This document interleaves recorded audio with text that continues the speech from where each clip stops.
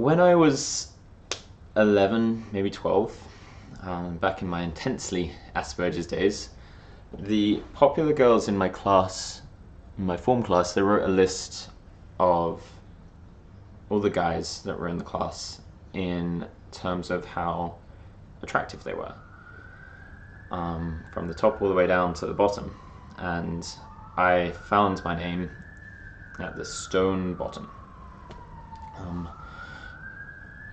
I don't want to point any fingers of blame in this situation because I feel like from the perspective of the girls, it was a harmless game playing around with newly romantic pubescent feelings, and they wouldn't understand the consequences. They couldn't understand the consequences of what would happen to the people who were nearer the bottom end. But that was the first time in my life that I really had to come to terms with the fact that I was seen as ugly. I knew I always had a target on my back. I knew that I always had difficulty socializing, making friends, never had any romantic interest in my direction. But I always felt that maybe if I managed to put my shoulders back and I managed to finally make eye contact with people when I was speaking to them and maybe hold a conversation about something that wasn't just mathematics, then maybe I'd stand a chance. But I had to come to the realization that it wasn't as easy as that.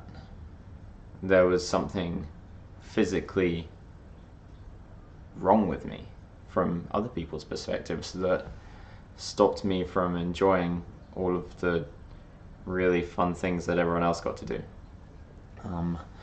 So over the next few months, I really had to come to terms with what that meant, and I started seeing it everywhere. I started seeing all these little social interactions of being left out, of seeing myself in a different light in other people's eyes. I had to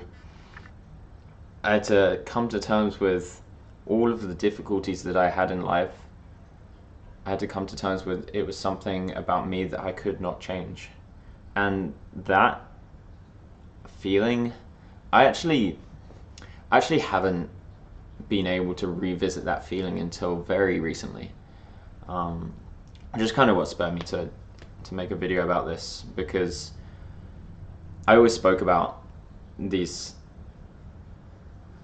memories as though it was kind of just like, oh, that was quite fun. Like, I'm sure that was sad for me back then, but I learned from it, I grew from it, and you know, I'm me now, and I'm happy about me now. But after revisiting those feelings and just really feeling how deeply saddening and disempowering, humiliating it was, it has made me want to speak about it more, because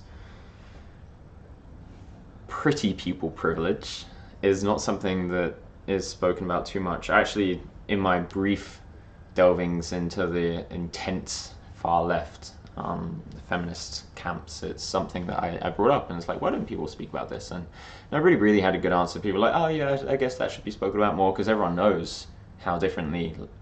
I don't like to use the word ugly anymore. I like to use the word less conventionally attractive, for a bunch of reasons.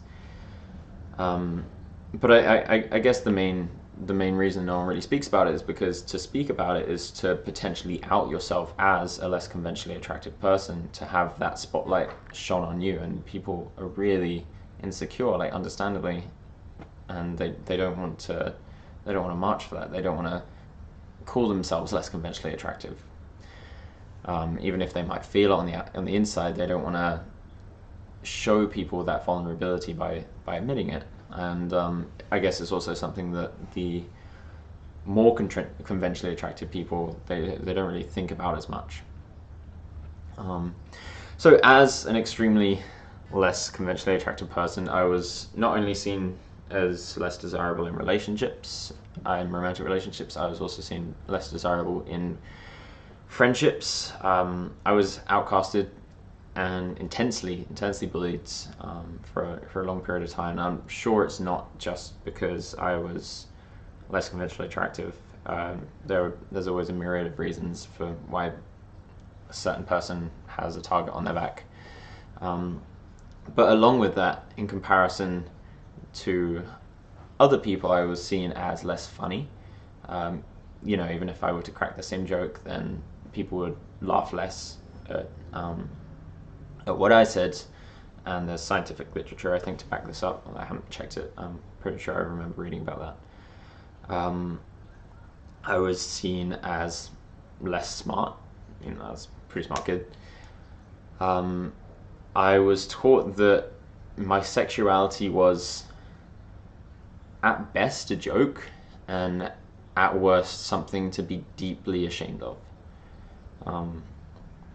And that really makes me think of the one word that really just gives me the most stomach heebie-jeebies out of all of the words in the English language, is the word creepy.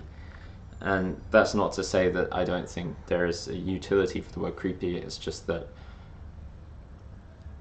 I rarely see it being used in a situation. It can be used in other situations, but I rarely see it being used in situations other than where somebody is repulsed by another person's appearance / actions, but in spots where you kind of know that if the person that was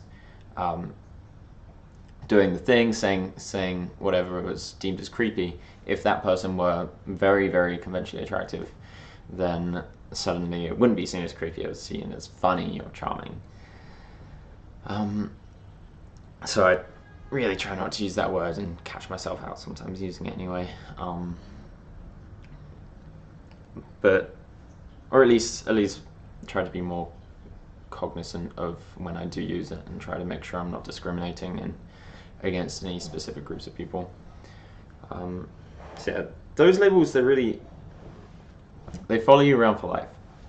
And it was only, I must have been like 8 months ago maybe, that I first grew the confidence to cut my hair so it wasn't really in my face. It's grown a bit now, but and that was for over a decade.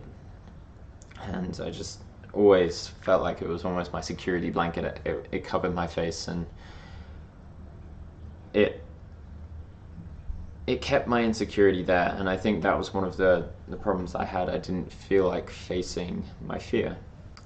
And one of the things I realized about having to deal with being less conventionally attractive is that you really have to face these fears and face these insecurities, because if you don't, then they're gonna linger with you for your whole life. One of my long-term life goals is to be able to do a TED talk on this, because I was lucky enough to get through all of that bullying, the being labeled as so many horrible things, relatively okay. Like, it left its marks, but happenstance fell in a way that I ended up fine. It was actually, I often describe being bullied as probably the best thing that's ever happened to me, and I would never ever wish it upon anyone else.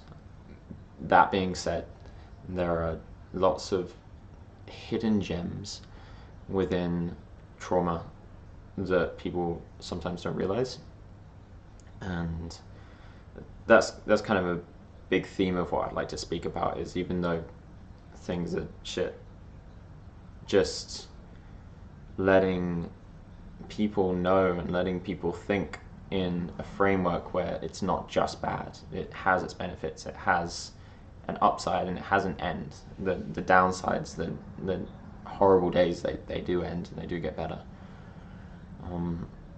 One of the tricks I guess I should mention is that when I started going out with my current girlfriend, at the beginning, it was whilst I still had really intense insecurity about my face, and she would make me do this thing called affirmations, which I was extremely skeptical of at first. And what affirmations are is that you say something to yourself, whether it's in your head or out loud, and say, for instance, I am beautiful, I am confident, and you say that over and over and over again, and it really does work. And it's not only for me, and maybe it wouldn't work for everyone else, but everyone that I've spoken to that does it has really seen a significant difference. And it's kind of that same thing, if you've seen that TED talk where the person's like, the more confident you stand, the more confident you feel, and the more confident you act. It is probably similar things to that. It's almost like a self-fulfilling prophecy. So that's just a little trick for even if people don't have intense insecurities.